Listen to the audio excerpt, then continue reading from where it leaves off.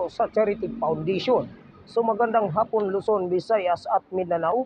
At ito po at pinunta ng aming Chapter 1 sa Pangasinan sa Charity Foundation sa Chapter 8, mga kapuso at mga kapamilya. Sa mula po nakilala po isang bata na aming tinulungan at isa pong inoperahan.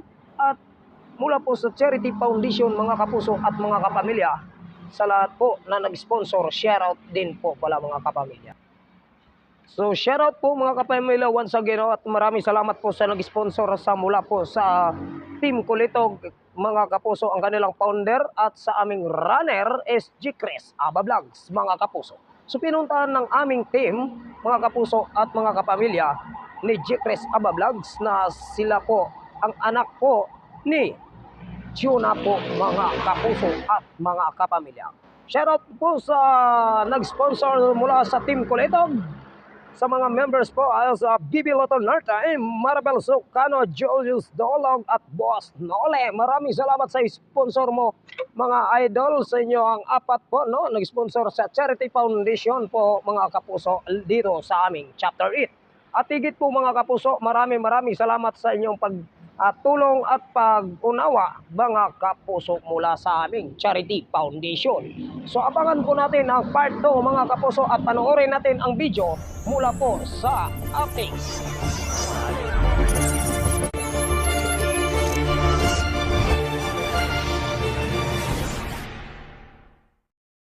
Magandang araw mga idol, no? Dito na naman tayo mga idol. Tuwa ko mga idol kasi ayan, nabili ko na yung itutulong natin dun sa bata mga idol dito sa Bayambang, Pangasinan.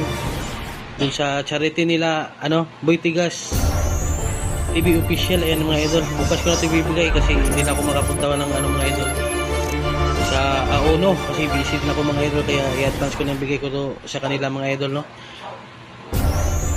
Ayan, nagpapasalamat ako mga idol sa mga tumulong ulit sa akin, si Ma'am Babi Loto Narte, Ma'am Maribel Sucamo, ayan, si Sir Julius Dulog, Sir Manuel Bascog Kamay. Ayan mga idol, ito po yung nalikom natin mga idol, no?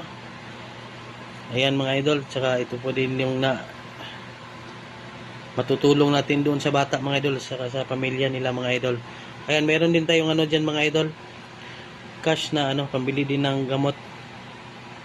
May kunting cash tayo mga idol. Ayan mga yung 10 kilong bigas, gatas, pansit, ayan mga dilata, noodles, saka yung mga pagkain ng bata mga idol. Ayan, may kape rin mga idol.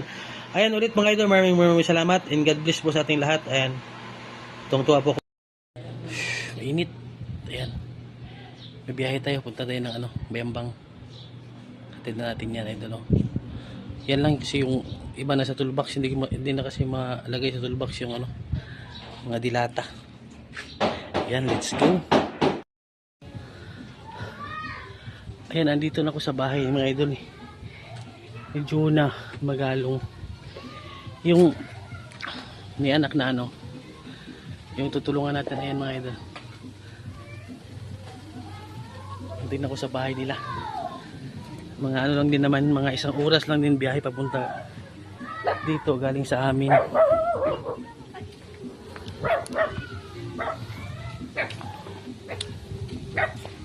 Ayan po, magandang tanghali po. Ayan.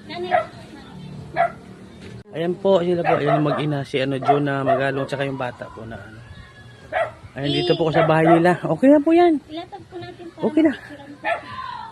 Ayan po, kasi kasi sa akin si Boy Tigas na yung ikaw na lang mauna doon kasi hindi pa daw nga, baka hindi sila makatuloy ng kasi busy daw. Busy din ako na uno, kaya nauna lang ako dito, malapit lang naman ako. Taga saan po kayo? O Danita lang ako. Pero okay naman na si yung baby. Operahan ba yan? Hindi pa na-operahan. Yan ang problem kasi. Palagi siyang punta doon ay wala akuan. Pero hindi naman siya mahina. Hindi naman. Malakas din kasi siyang kumain kasi pag kumakain siya, ilalabas niya din po agad sa gilid niya. Parang dito malabas yung niya, dumi. Parang katiter, nakakatiter. Di ba dalawa yung ano? Bakit dalawa? Dalawa. Hindi ko rin po alam kung bakit talaga. Doon lumalabas sa dalawa. Yung sa isa po, puti po ang lumalabas. Yung sa isa, dumi. Mhm.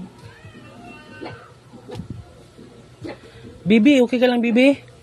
Okay ka lang daw? Ha? Kagot. Pero pag ano madaldal po ito. Siya na rin po nagsasabi na ito na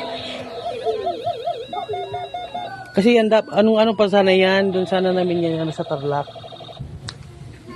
Hindi natuloy, kaya sabi niya sa akin ni Butigas na tamang-tama, sir, kasi ano, mayroon kaming ano diyan sa Pangasinan, sa Bayambang.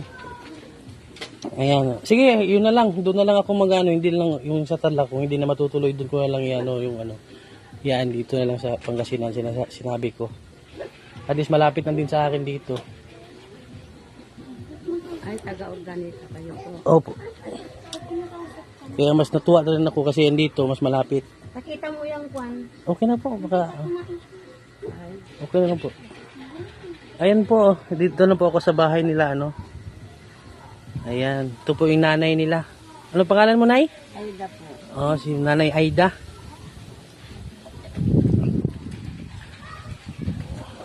Oh, yun lang, no? Tsaka may ano pa pala. May kunting ano. Ito, Yun na. kunting may na ano ba? Oh. Ayan.